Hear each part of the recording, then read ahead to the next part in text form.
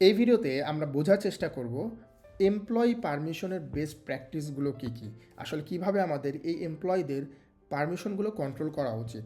So এই জন্য আমরা একটু সরাসরি এমপ্লয়িতে চলে যাব। এমপ্লয়িতে গিয়ে আমরা একটু একটা এমপ্লয়ির সেকশনে চলে যাব যখন আমরা অ্যাড করি।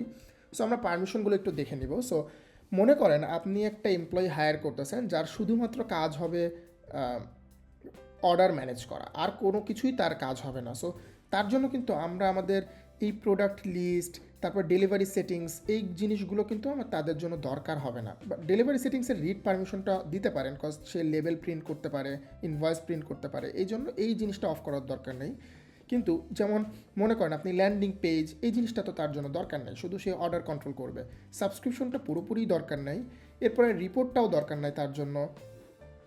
প্লাগ ইন ইন্টিগ্রেশনটা রাখবেন, কারণ হচ্ছে প্লাগ ইন ইন্টিগ্রেশনের রিডটা শুধু রাখবেন, কারণ আমরা হইতে পারে যে আমাদের স্টেট ফার্স্টের সাথে বা পাঠাওয়ের সাথে ইন্টিগ্রেশন করা আছে, সেটা সে কন্ট্রোল করতে চাইতে পারে, যেমন সেন্ড টু পাঠাও দিতে পারে। যদি প্লাগ ইন ইন্টিগ্রেশন আমরা অফ করে দিই তাহলে কিন্তু সে সেটাও পাবে না। সো ডোমেইন কন্ট্রোল আমাদের কোনো দরকার নেই তাকে দেওয়া, এমপ্লয়ি কন্ট্রোলও তাকে দেওয়ার দরকার নেই, সে শুধু অর্ডার ম্যানেজ করবে। কাস্টমার ম্যানেজমেন্টও তার জন্য দরকার খুব একটা হবে না, বাট আমরা রিড পারমিশনটা দিয়ে রাখতেছি, কারণ অনেক সময় অর্ডারের ক্ষেত্রে আমরা পারমিশন আমরা কিন্তু কাস্টমার চুজ করতে চাইতে পারি, সেই সময় আমাদের সেই পারমিশনটা দরকার হবে। সো দেখতেই পাচ্ছেন আমরা কিন্তু অনেক অনেক পারমিশন কমাই ফেলছি।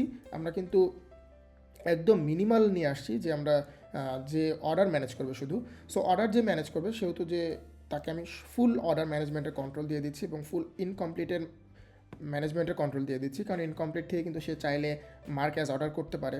সো এভাবে দেখেন আমি কিন্তু শুধুমাত্র অর্ডার রিলেটেড জিনিসগুলোর সাথে তাকে একদম পারমিশন ব্লক করে দিয়েছি, বাকি কোনো কিছু পারমিশন কিন্তু তাকে আমি দেইনি। সো আপনার জন্য যেই প্র্যাকটিসগুলো করা উচিত, যেই পারমিশনগুলো তার দরকার স্পেসিফিক, শুধু সেই পারমিশনগুলোই দেওয়া উচিত।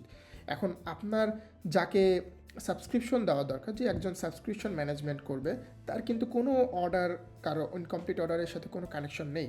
সো সেই ক্ষেত্রে আপনি কিন্তু শুধুমাত্র সাবস্ক্রিপশনটাই তাকে দিতে পারেন, অন্য কোনো কিছু তাকে দিতে হবে না। সো এইভাবে খুব সহজেই কিন্তু আপনি আপনার প্রত্যেকটা পারমিশন, প্রত্যেকটা জিনিস কন্ট্রোল করতে পারবেন একদম individually, module by module, update, create, delete, সব কিছুর পারমিশন কিন্তু আপনি কন্ট্রোল করতে পারবেন। সো আপনার এই বেস্ট প্র্যাকটিসগুলো অনুযায়ী স্পেসিফিক যে পারমিশন লাগবে সেই পারমিশনগুলো দিয়ে আপনার এমপ্লয়ি অ্যাড করা হবে সব থেকে বুদ্ধিমানের কাজ। ধন্যবাদ।